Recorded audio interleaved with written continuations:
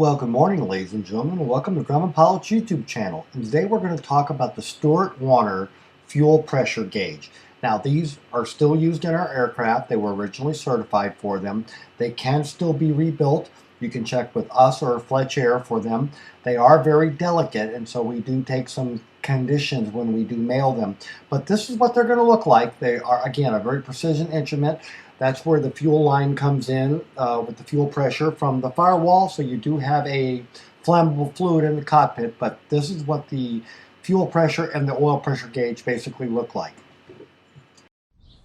Now you notice that we were holding it very gently because it's really just a piece of 32 thousandths aluminum with a label on it, and then that is where the whole mechanism hangs off of it. It's very delicate, and when we ship it we normally put a piece of cardboard back here bigger than the gauge, and we used a nut to hold it down so that it provides a big flat backing for this to ride on. Then we can protect this by folding the edges up because you don't want anything to happen to the needle during transit.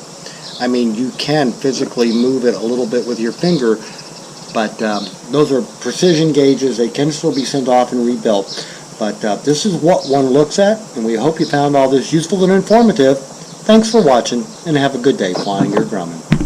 Look for this link on a GPA page to support us. Thank you very much for your support.